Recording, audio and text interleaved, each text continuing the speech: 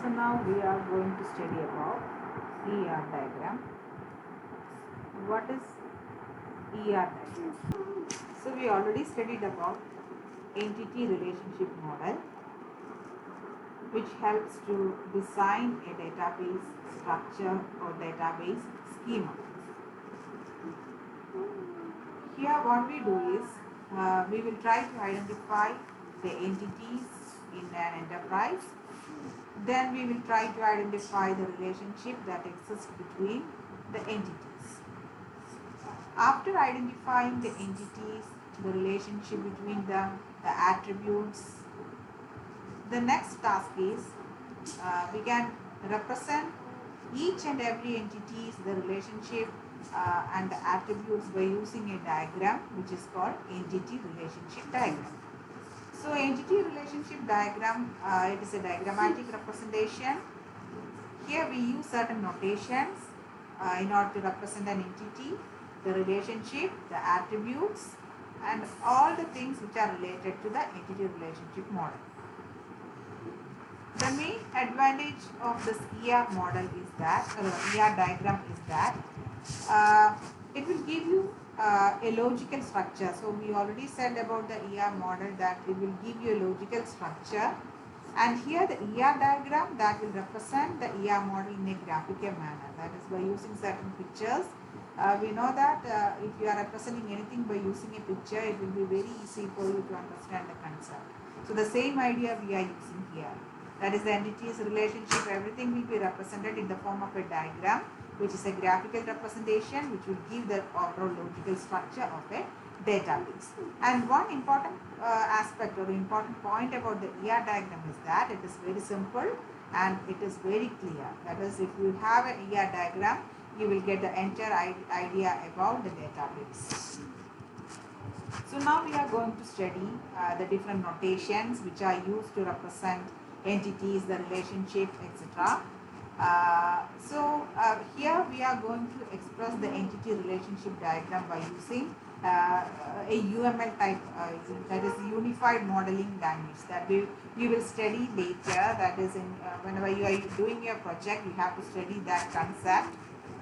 In which all these ideas like entity, relationship, etc. will be represented by using some graphical manner. So first of all,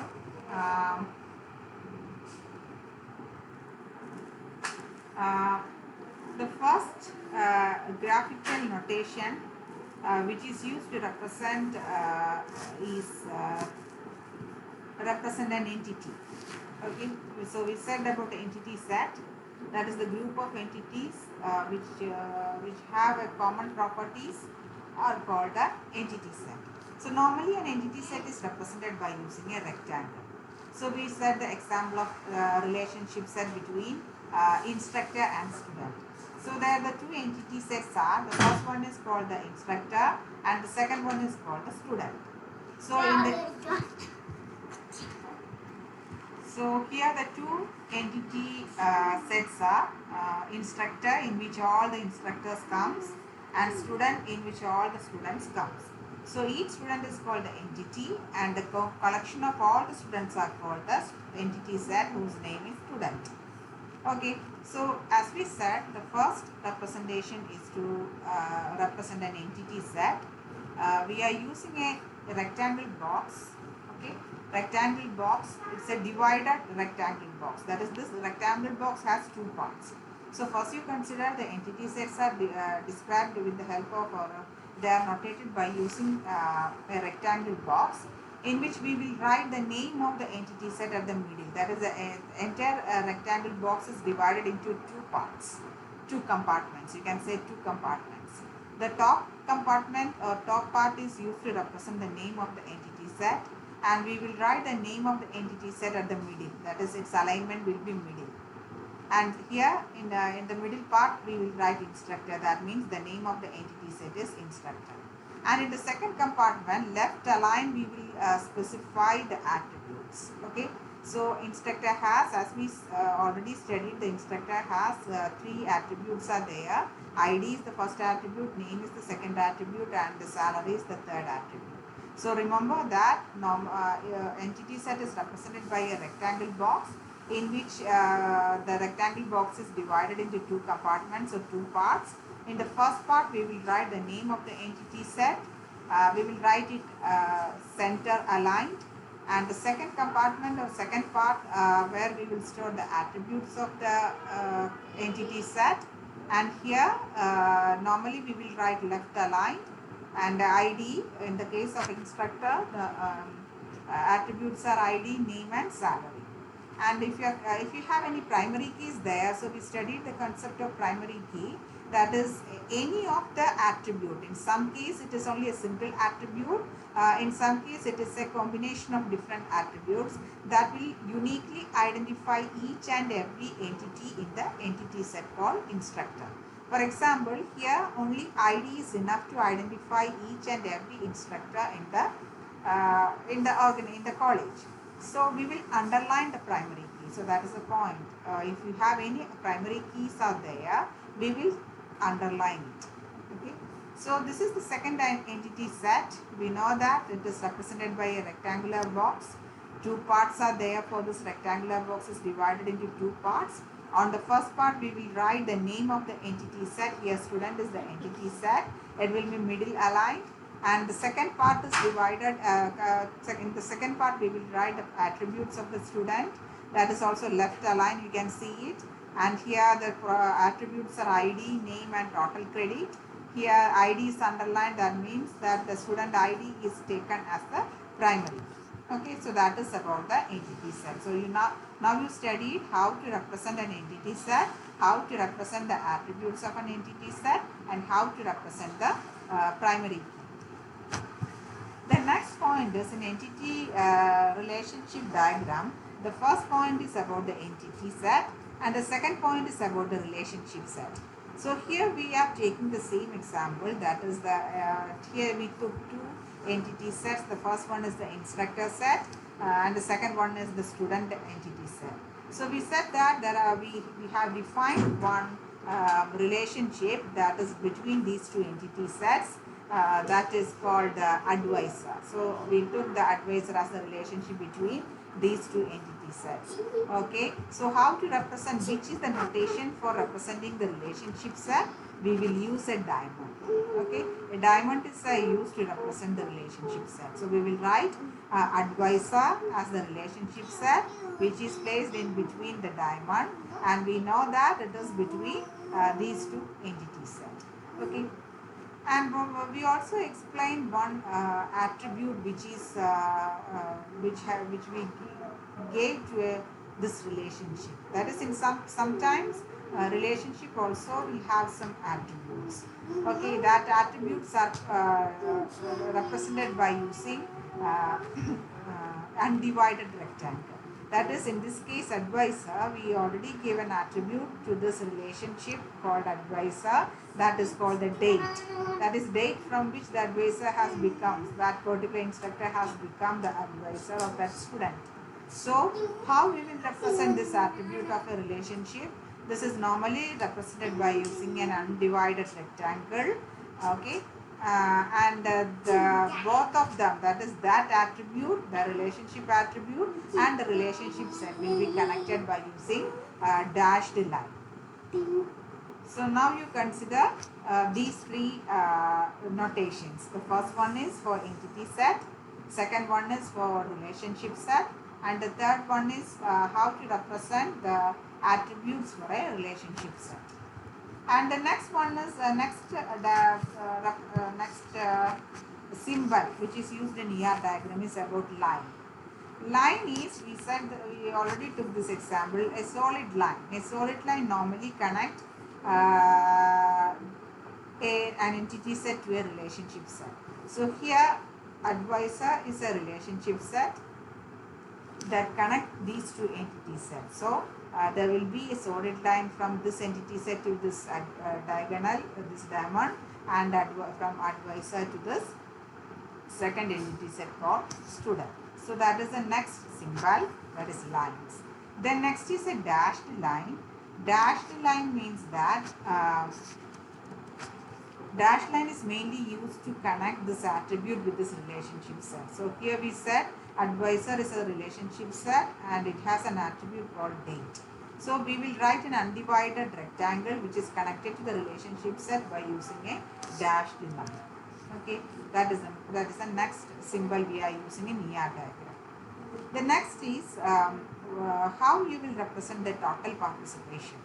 Total participation means that if all the elements in the entity set is participating in this relationship, we will call that particular entity set as it has a total participation.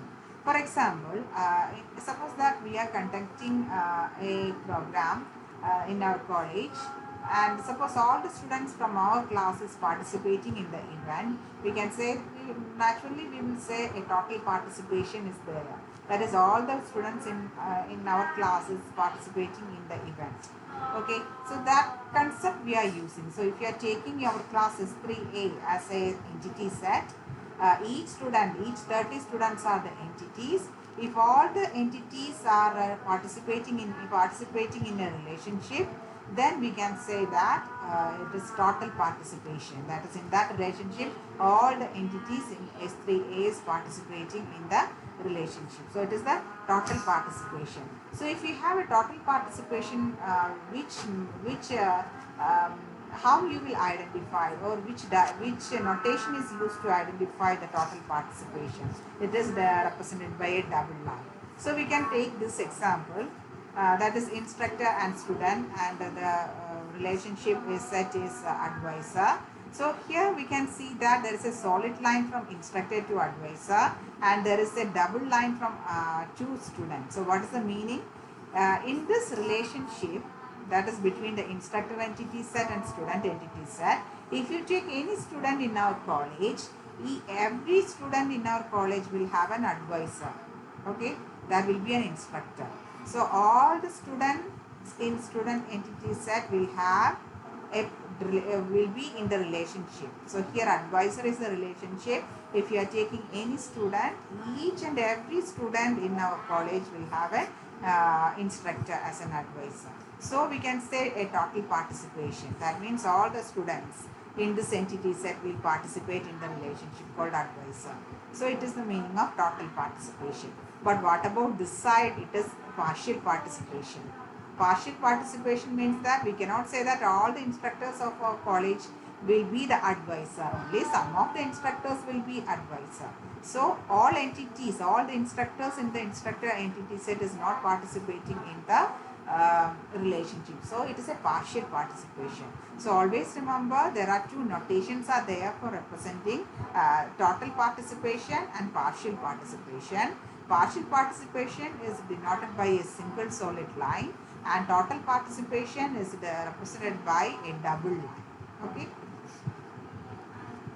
Next one is role. Role means that suppose there is a relationship between one entity and itself. Okay, that means that suppose if you consider this example, we know that if you are taking a course, if you are studying a course, one course will have certain course will have some prerequisite. That will be also other course. For example, if you want to study MSc Mathematics, you have to study BSc Maths. Then only you can come to MSc Maths. Okay. So in that case, MSc Mathematics is a course. BSc Mathematics is also a course. So if a course is represented by an entity set in which each course will have an ID, title and credit. Suppose one course is in relationship with another course, we can represent this like this. Here, this one entity is in relationship with the same entity. So in that case, if you want to identify the relationship, we can specify the roles. That is, in this case, that is here first is course is connected to prerequisite. This is the relationship to another course. So we can give the role names. In this case, course ID is the prerequisite. Here prerequisite ID is taken. So that is the meaning of this role. Next is cardinality constraints. So we already studied about different types of cardinality constraints. Cardinality constraints are one to one, one to many, many to one, many to many. So how you will represent it graphically? Always the directed line means one. That is in which side the one comes, you have to write a directed line to that entity set. And in the same manner, undirected line will specify many. So here also we are considering if we have a one-to-one relationship. Suppose that instructor to student is a one-to-one relationship. How we will represent one-to-one? This side is one, that side is one. So one is represented by a directed arrow. So this means that every instructor will have only one student, one-to-one. And if you take each student will have one instructor. That is the meaning of a one-to-one relation. From here to here one, from here to here one. So if you have a one-to-many relationship, the one side will be taken as arrow, one-to-many. Suppose you are considering the same example. If it is one-to-many, this is one side, one, many, undirected line. So this is the meaning of one-to-many. Its meaning is that if you take any one instructor, the instructor will have many students, one to many. If you are taking many students in this entity set, we have only one instructor. So that is the meaning of one to many. Then next is many to one. Many to one means this side is many, so it is undirected line. This side is one, so we will write an arrow. Its meaning is that many instructor will be the advisor of only one student. That is, if you are taking for example, if you are taking five instructors will be the advisor of a one student. So that is the idea. And if you are taking one student, that person will have many instructors as advisors. So that is the meaning of many to one. And the last one is many to many. Both sides will be many. So in that case, we will use undirected line from this one to that one. Okay, from this relationship, it has two sides. Since we are considering the binary relationship, this side is many, this side is many. So many to many. That means many instructors will have many students. Okay. Then next is we have to represent. So we already studied how to represent an attribute. Normally we will write the attribute in the second. We will divide the rectangle into two parts. In the first part we will write the entity name, and in the second part we will write the attribute name. And we said that there are different types of attributes are there, like composite attribute, derived attribute, like then multi-valued attribute, etc. So how we will differentiate each type of attribute? So normally if we have a normal type of single valued attribute, we will write in left aligned manner. And suppose if you have any composite attributes are there, I will show one example. Suppose name is we know that name is a composite attribute which can be divided into first name, middle name and last name, or middle initial and last name. So we will write left aligned name, and which is subdivided into these three parts. So when we see this entire details, it is very clear that name is divided into these three parts. Here name is a composite attribute, these three are the component attribute. Next is address. So here address is also divided into three parts, that is street, city, state and city. So these are the component attributes. Here the street itself is again a composite attribute which is divided again into three component attributes: street number, street name and any apartment number or anything like that. So that is how to give a composite attribute, how we will represent a component attribute. So the next type of attribute is multi-valued attribute. So as we took the phone number, which is the best example of multi-valued attribute, which will have multiple values. And normally multi-valued attribute is represented in braces. So when you see a brace in attribute field, that means that it is a multi-valued attribute. So here phone number is in braces, that means that it is a multi-valued attribute. Then the next one is about the derived attribute.